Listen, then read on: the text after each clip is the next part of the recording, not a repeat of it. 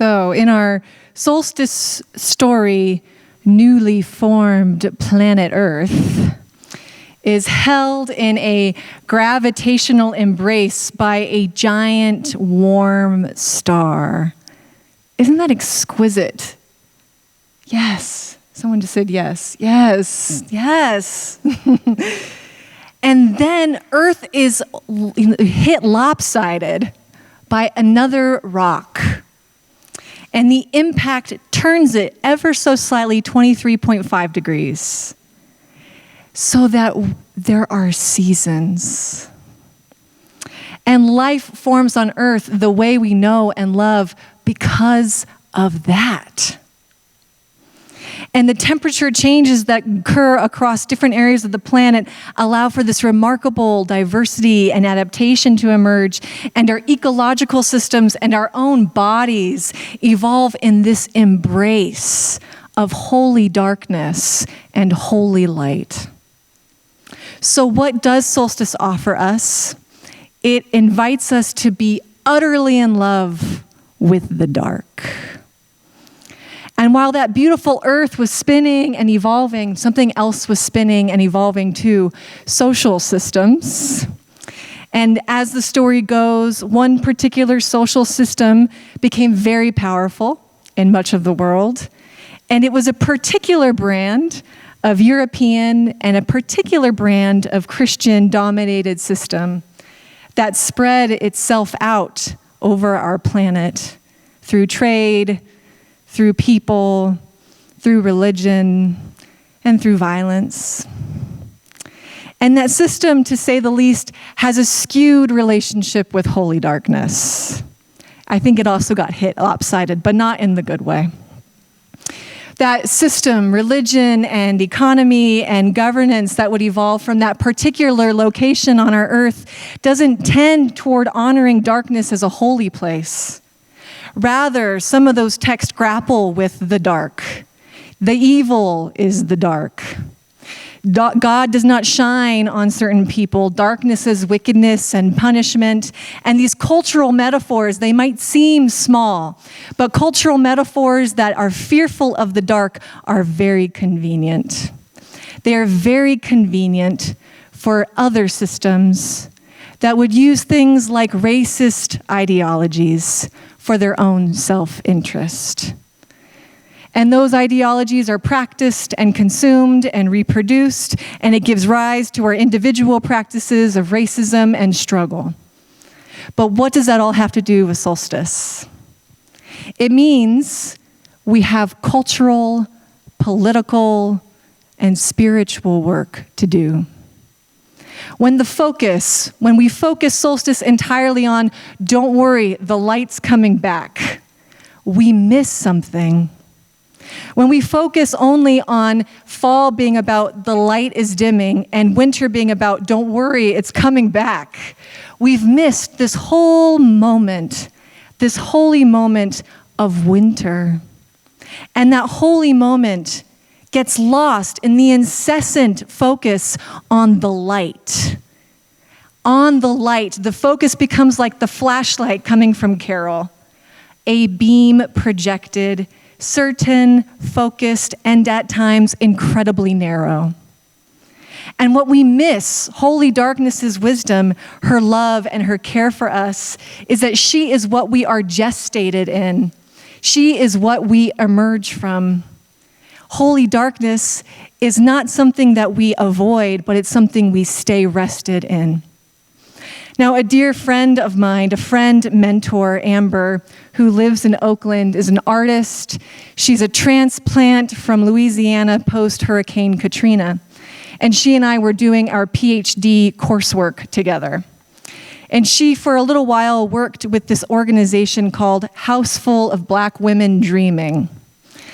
Now, that community, particularly an art collective in very California, Oakland, that particular community was inspired by a scientific study.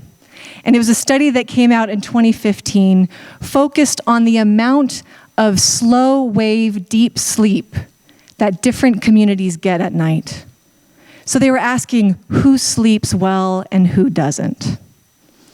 The study focuses on the essential role of sleep, of rest in human health. And it shifts from our understanding that sleep is about your brain turning off to the idea that actually in every single tissue in your body, there's a clock that also needs to turn off. And that actually the rest and activity cycles are not just in your brain, they're in every single tissue in your body. The architecture of our beings as part of this planet, wrapped in the embrace of the sun, smacked by a giant rock 4-point-something billion years ago, is actually present in your very being. And when you don't get it, you experience bad health and early death. So the target, they said, is 20% of the night you must be in such a deep enough sleep that the body actually gets its regeneration. And it found that different groups of people do not get the same amount of sleep. It found that folks who are white got the target amount, and folks who identified as black got 15%, 5% less. Now, they were clearly careful scientists, so they didn't say why, but House Full of Black Women Dreaming had some opinions. One of which is that racial stress is real. It's real on human bodies. So this was their approach. 2017, they take on an undisclosed boarding house. They take this boarding house, they invite over 50 black women to come sleep for 7 days. They decorate the entire building. Pillows are blessed with sage and essential oils. Rooms are covered in clouds. And the nearby place, an installation was created for a community of women who had experienced sexual trafficking.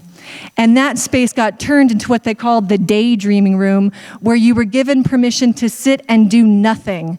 No cell phones allowed, but singing and storytelling were welcome. And then in another place, the lounge, they created an armchair covered in indigo fabric in a room covered in quilts dedicated to Harriet Tubman. And the inspiration for that, they said, was this: when Harriet Tubman was a little girl, and she was protecting another person experiencing enslavement, an anvil hit her head, and she now had narcolepsy. So Harriet Tubman was into forced sleep throughout her life. And the inspiration for this installation was to say that there was something about the necessity of sleep that allowed her to guide people into freedom. Shelley Davis Roberts, who was part of the installation, said Tubman embraced that condition and the strength she gained from forced sleep, the visions she had from rest, how it helped her lead others to freedom. You cannot move towards freedom without resting, people. We cannot move towards constant production, constant activity, constant summer, and expect emancipation and liberation. Now, I would visit my friend Amber a few times in Oakland, and whenever I'd come to her house, every corner of her room was decorated in an altar to a goddess. There were many goddesses in the room. And flowing water beneath some, and flowers beneath others, and feathers beneath some, and then candles beneath others. And when she would set my bed for me, she would anoint it with lavender oil. No joke. I said, Amber, you don't need to do that. I'm cool. I'm used to no amber oil or no lavender oil. She's like, no. Samantha, know this. If someone really loves you, they will anoint your sleep. If someone loves you, they want you to rest, and they want you to rest well. So she and I made a commitment. We would no longer ask each other, how are you doing?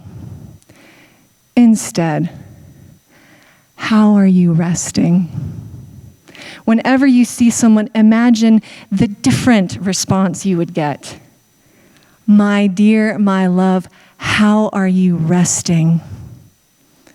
What a thing to say that you love someone. when you want to anoint their sleep. So that is what solstice offers us, a blessing on all of us to embrace a time of rest and holy, sacred darkness. May you live and rest well this season. May it be so.